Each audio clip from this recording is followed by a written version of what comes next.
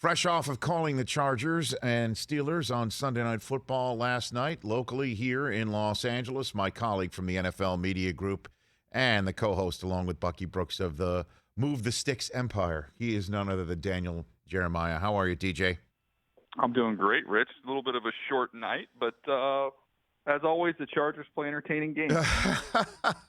Man, that was really a blast. It really was. And Big Ben played his head off, and obviously so did Justin Herbert. What did you take out of that Sunday Night Football game in person? Well, I mean, look, yeah, I agree with you on all those counts. I mean, give Ben a lot of credit. That was a Steelers team that's averaging 19 points a game and found themselves down 17 late in the ball game. For him to bring them back and get the lead, it was impressive what he was able to accomplish. But I thought Herbert, Rich, when he does what he did last night, which is use his legs and be decisive, that's a whole different element that you got to worry about as a defense. And that to me is kind of a game changer for this offense, because Eckler, you know what he can do, running and receiving. You're going to try and dedicate resources to slow down Keenan Allen and Mike Williams, and then next thing you know, oh yeah, we forgot to account for the 6'6", 240-pound quarterback who runs a 4.6. That was a whole different element to this offense.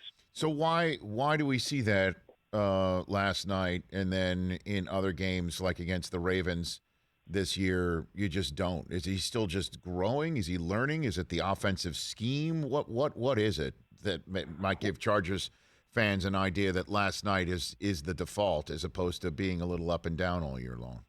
Well, I think it was a little bit of the plan last night. And talking to Brandon Staley after the game, he mentioned, with Pittsburgh being without Joe Hayden and Minka Fitzpatrick, he thought they would try and dedicate some extra resources to slow down Keenan and Mike. And so that was going to leave the middle of the field open because they're going to have nobody left for Justin. So I think it was a little bit game plan specific for him to be a little more aggressive with his legs. But there's been times, Baltimore is a game I think a lot of people will point to where they just kind of weren't in rhythm. And I think this offensive line, Rich, which is completely new from left to right, completely new. I think that Baltimore game, they got some run-through pressures, and they had some issues up front. I thought they've really, really come on. Slater's been awesome all year long. Really, that left side has been really good. With Corey Linsley at center, Filer at left guard, and Slater. That right side, after Ode Abushi got hurt, you've got Schofield who's filled in there, who keeps getting better and is playing a little bit better each week. And at the right tackle, Storm Norton, who took a lot of abuse for some of his early play early in the season with Balaga out of the lineup, and I think he's steadily gotten better. So I think that's why you're seeing this offense kind of wake up a little bit here. One of the things I took out of last night's Sunday night game, Daniel Jeremiah, is that the Chargers are the only team left in that division based on the Raiders losing again and the Broncos being way too inconsistent, certainly at the quarterback position for me. The only team that can truly pump the brakes on the Chiefs are back and thus going back to the Super Bowl. Because the Chiefs do look like that they're back. They've got their mojo, their swagger, whatever you want to call it. Chris Jones is playing his head off, and that may be maybe just as much of the reason why than Mahomes playing better. But the Chargers playing. This is headed towards a showdown, man. This is going to be Thursday night football late in the year when the Chiefs come to SoFi. Right, and the Chargers have already beaten them. They got in the back pocket the tiebreak right now. So that's the thing that I'm looking for, is we're focused on what the Patriots are now doing and the Bills stepping all over themselves in the North. The Chargers are kind of that team that could truly win this conference as well if they play like they did last night. Daniel. Yeah, and I think this Charger team, and it's been this way for a few years, I think they're better when they're kind of in that hunter mode instead of being hunted. I think, like they beat the Chiefs early in the year, and I think everybody was kind of was all over them. And then they've lost 3 of their last 4 coming into that game last night, and I think they kind of became a little more of that hunter mentality, just really, really aggressive, attacking with what they were doing vertically down the field. They didn't get the 4th down deep in their own territory, which could have almost cost them the game. But I thought, after a Minnesota Vikings game where they were punting on the other side of the 50, it just kind of seemed like they were out of their character a little bit. And they got back to being aggressive last night. And if they keep that, that was a game last night, Rich. They didn't have 3 defensive linemen. They were missing in that game, and they pulled a bunch of guys up off the practice squad. And they kind of just scrapped and clawed and found a way to win a game that the Chargers traditionally haven't called these games for 4 years. Those are the types of games that get away from them, and they were able to stop that from happening last night. Daniel Jeremiah right here on the Rich Eisen Show. So what did you take out of Chiefs-Cowboys from yesterday, Daniel? Well, I think what probably a lot of people took away is that the Chiefs' defense is so much better than it was earlier in the season. They are starting to figure things out, and Chris Jones is he's a legit defensive player of the year candidate when he's rolling, and he is rolling. So that changes things. Offensively, I still don't think they're totally in sync. I mean, this is not the offense we've seen in years past where, boom, they put 3 touchdowns on you in a heartbeat. I don't think they've totally found their identity yet offensively, which I guess you could say is probably scary, right? So they're still a work in progress there. But they do this every year, Rich. The defense that you see at the end of the year is so much better than the one you see at the beginning of the year. I feel like we fall into that trap every year and write off their defense. And Steve Spagnuolo kind of figures it out, and they get better as the year goes along. What about Dallas, DJ? What about them? Missing, when you're missing the pieces that they're missing, right. I think you really felt it with Tyron Smith. That offensive line, I think, has done a nice job of holding up and making it go as best they can. But now you take out what you're missing with Amari Cooper. You have the offensive line issues. I know one thing. I'm sitting there watching the tape this morning on the other side, and if I'm Micah Parsons' agent, I'm saying, my client will only be playing as an edge rusher from here going forward, because I've looked at the numbers for what you get paid as an off-the-ball linebacker versus what you get paid as a pass rusher. Right. And this dude's going to be a 15 – if you let him just play full-time on the edge, he's going to be 15-sack guy. So is he a defensive player of the year candidate, period? Forget about the rookie stuff. I think he's entering into that territory. I'm telling you, if they let him play off the edge like he did in that game, he's going to rack up sacks, and then now you're going to look up at the end of the year, and he will have, 14, 15 sacks. And he's going to be playing in a lot of big games with a lot of exposure. A lot of people are going to be paying attention to him. So I don't think that's a crazy statement. Daniel Jeremiah here on the Rich Eisen Show. I'll set you up with something that I've just discussed here to end the previous hour, DJ, and that is, what could possibly be worse for Matt Nagy than coming off a bye with that egg laid and coming off the bye after Justin Fields had his best performance in front of the whole country against the Steelers, and the Ravens come in with Tyler Huntley of the University of Utah fame, and last minute, emergency, Lamar just can't go, but he took the flight start, right? Like the kid did not. He probably had a sense of things, but didn't know maybe until, at least 24 hours before the start. And they come away with the win in Chicago. What could possibly be worse? What is your sense of Fields, the way he's being handled, his processing, and so forth, Daniel? Well, I thought you were seeing steady improvement culminating in what you mentioned, just a real, bright spot here before you come into this game. That's the encouragement. That's where you find the encouragement. The hit was weird. I mean, I watched the tape of that. I didn't really see exactly how he got messed up so bad on that one, but he's taken some big shots since he's been out there. They've got a lot of work to do around him now because of the cost of acquiring him. You're missing some draft capital going forward. It's going to be challenging to try and build around that. But no, I would say that was a win that Matt Nagy absolutely had to have and didn't get. So what is it? Is it a scheme issue or he's just going through the rookie pains? Like I was saying, start him to take your lumps, and he's taking his lumps. So what is it from what you're saying? Yeah, I think it's a combination of them trying to learn him and what makes him comfortable. I thought early in the season there was no play action in what they were doing, which is where he functions best. And getting him on the move and play action, that gets him comfortable. I thought you started to see more of that as the season was going along. That's why I'm saying I thought they were showing signs of learning what makes him comfortable and helping him in that regard. But they're also just not very good up front. They just don't have the guys. So that's the combination platter, right? Is trying to put the right pieces around him and then trying to figure out what he's comfortable with. And I thought they were making some progress there. But man, you can't make progress when he's at the local hospital. Well, in terms of the fight for best rookie quarterback season, we've thrown in the damn towel, to use the Rocky phrase. Right now, that thing's over with Mac Jones. Do you think we've seen, with Zach Wilson, finally we're expected to see him come back with his injured knee, and Trevor Lawrence has really not had any traction at all. Trey Lance hasn't even gotten out there. We've seen Justin Fields.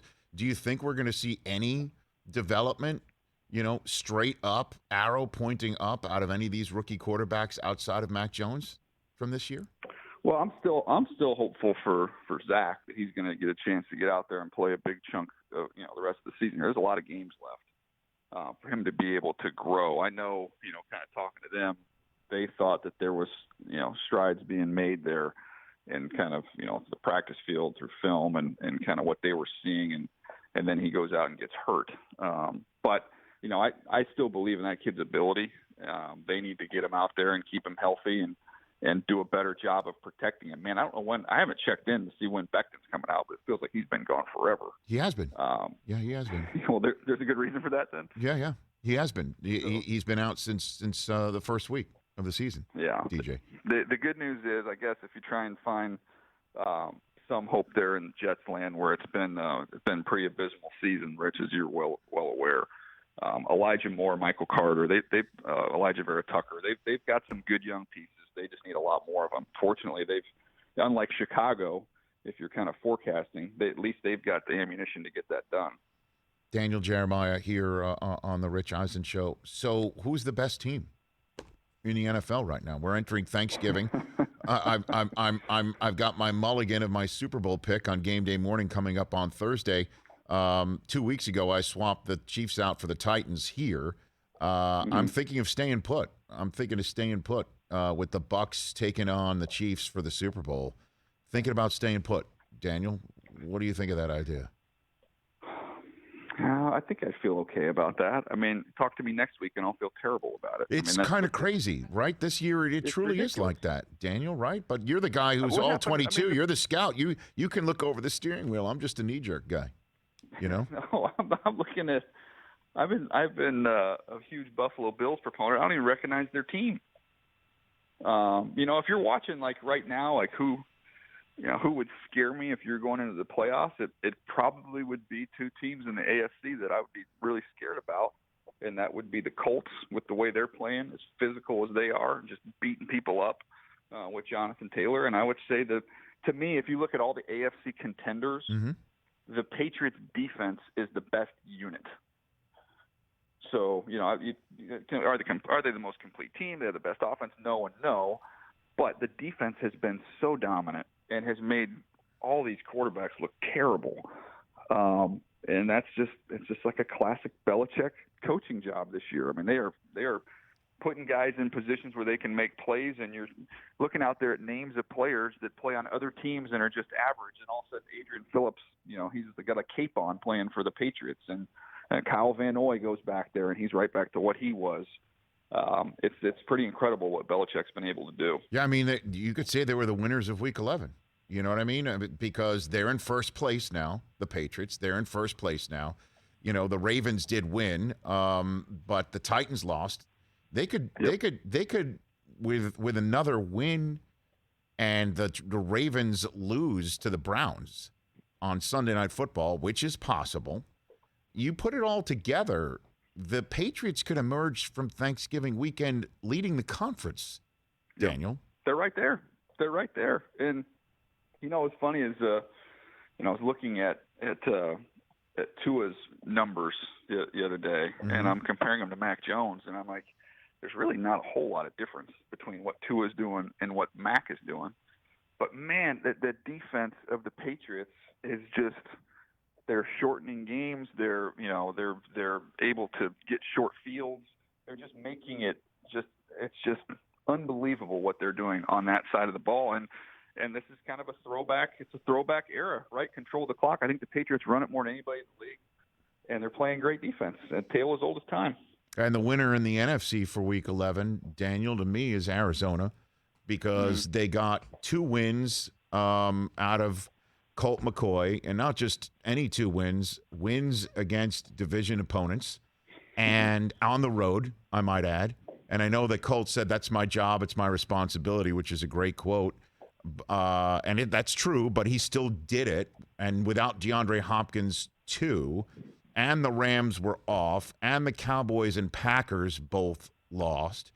We'll see what happens tonight. We're assuming the Bucs are going to win. But other than that, Arizona's going to emerge from their bye week, regardless of what happens, in first place in the conference at 9-2. No one will be able to catch them. The Packers would be 9-3 if they beat the Rams. That's a huge game this weekend.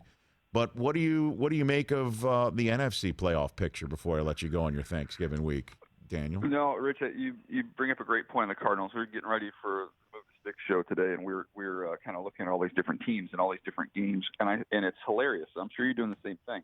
They're like, well, the Packers didn't play well. Yeah, but they don't have Jair Alexander.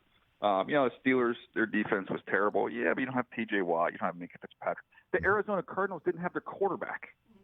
They go out and find a way to win games. I mean, that to me is I don't care how bad the Seahawks are. That's a tough place to play.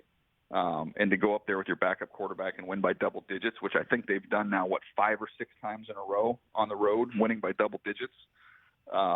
You got to stand up and take notice of what they're doing. I don't know how you'd say anybody other than them is the team to beat in the NFC right now. Yeah, did you see Pete Carroll start his press conference and then leave it and then return because he just, they're 3-7. He said he's not used to this and he doesn't want to get good at it, meaning explaining away a loss. Like, it's eating him up. You could see that. And I know every coach that's been around a long time and is, advancing in age always tells me that the wins don't last as long. The feeling of euphoria doesn't last as long as the dreadfulness of a loss. You got to wonder, what he's thinking up there in Seattle right now. Well, they're in the most, you talk about a coaching's perspective, I'll tell you from a personnel department's perspective, the only thing worse than being young and losing a lot of ball games is being old and losing a lot of ball games. I mean, this is a roster that's going to have to be completely turned over. They don't have a lot of draft capital. They're far away from being where they were, and you can see that frustration, I think, probably seeping in upstairs as well as downstairs in Seattle right now. It's a mess. DJ, thanks for the time. Really appreciate it. Have a great Thanksgiving. Let's talk on the other side of it, sir. I appreciate it. Happy Thanksgiving to all you guys, Rich. Hope you guys have a wonderful week. Yeah, you too, Much buddy. appreciated. That's Daniel Jeremiah. Oh, DJ, you still there? You there, DJ? Yeah. I don't mean to let you go, but I know you like having fun with me, Mr. Appalachian State. Does my team have a shot Saturday? What do you think? Those 2 edge rushers got to dominate the game, Rich. Don't they? That is what it is, right? That's what it is. They got to get home on Stroud because how many NFL teams would every single one of the starting receivers of Ohio State be able to start on right now? I'm serious. You laugh all you want, but how many NFL teams? How many NFL teams would start one of the current Ohio State receivers right now in the NFL? They would all start one of them, I would imagine, at least one. Right? But yeah, I mean, this is the crazy thing is I said this about the LSU group with Jefferson and Chase. Right. We said it about the Alabama group with all their guys, and now this is the next wave, and it's at Ohio State, and it's not a crazy statement because those 3 are as good as it gets. The thing is, though, you can't make catches and you can't make plays when your quarterback's on his back. So that's Michigan's hope in this one, and then run the heck out of the football. Right. So it's a lot of Haskins and then a lot of Ojabo and Aiden Hutchinson, and there's a shot, is what you're saying. Absolutely. And some of those, not only getting home runs, you got to get a couple turnovers with that pass rush. That's it, huh? Yeah. Come on, no big deal. All right, Daniel. We'll chat on the other side. Thanks for the call. Good news, Rich. The good news. I'll leave you with good news. Yes, sir. Thank you. You will. I promise you. This is a lead pipe lock guarantee. Okay. You will do better than Michigan State did. I'm just going to tell you that. Going out on a limb, but I'm telling you. Daniel, I zoomed into the game day morning meeting, which is 3:00 Eastern time on Saturday. I was wearing a suit because I was at a bar mitzvah, but I'm a lead pipe wielding professional, and I left what's called the kiddish lunch to zoom in. And Richard Isico, who's the producer of Game Day Morning, a Michigan State guy, says, "Are you at a bar mitzvah?" I'm like, "No, actually, I'm at a wake for Mel Tucker's $95 million contract." And I felt very good about that to the point where I'm sharing that with the audience right here. But no. Okay, so that's the floor. That's the floor. Yeah. And, no, you got that. You got that in your back pocket. And the ceiling is going to the Big Ten championship game. That's it. There we go. Yeah, no okay. big deal. All right, Daniel. Thanks for the call. Appreciate it. See you, boys. Bye. That's Daniel Jeremiah right here on the Rich Eisen Show. Hey, you watched all the way to the end. Thanks for that. Watch more right here.